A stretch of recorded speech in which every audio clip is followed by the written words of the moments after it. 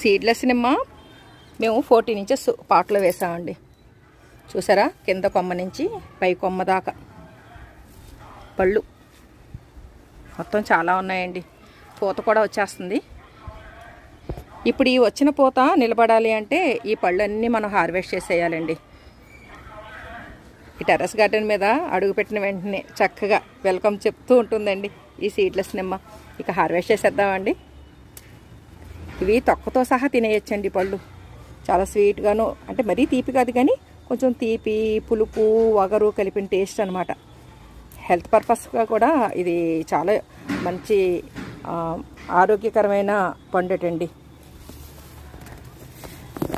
ఇప్పుడు ఎప్పుడన్నా మనం ఎక్కువ ఆహారం తీసుకున్నాం అనుకోండి, కొంచెం ఇండైజెషన్ కింద అనిపించినప్పుడు ఒక పండు తిన్నామంటే చాలు. ఇంకా ఈ పండులో స్పెషాలిటీ ఏంటంటే తొక్క తీయక్కర్లేదండి, తొక్కతో సహా తినేయడమే, జాంకాయ తిన్నట్టు.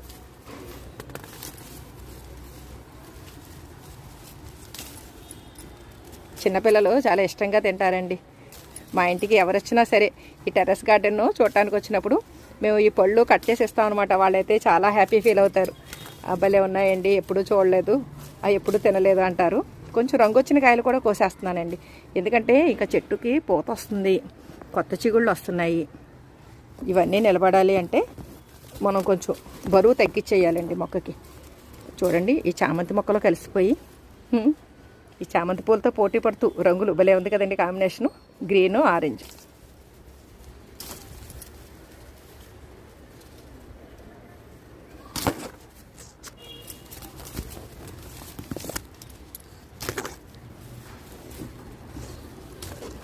కింద నుంచి కట్ చేస్తున్నానండి.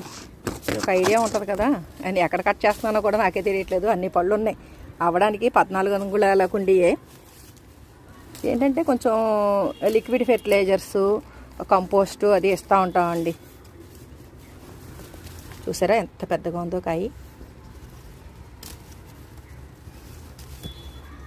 మనం ఎక్కువ కాయలు ఉంచేస్తే అండి కొన్ని ఎదగవు. అందుకని మనం ఇప్పుడు చెట్టుకి ఈ ఓవర్గా ఎక్స్ట్రాగా ఉన్న తయారైపోయిన ఈ పళ్ళు అన్నీ తీసేసాం అనుకోండి, ఆ మొక్క కూడా కొంచెం హెల్తీగా పెరుగుతుంది. పడిపోయిందండి, తీయాలి. మళ్ళీ చక్కగా ఇప్పుడు వచ్చే పూత అంతా కూడా నిలబడుతుందండి. లేకపోతే పూత నిలబడదు అనమాట. మనం ఈ పళ్ళన్నీ ఉంచేసాం అనుకోండి, పూత నిలబడదు, రాలిపోతుంది. కొన్ని పళ్ళు మరీ చక్కగా ఆరెంజ్ కలర్లో ఉన్నాయండి.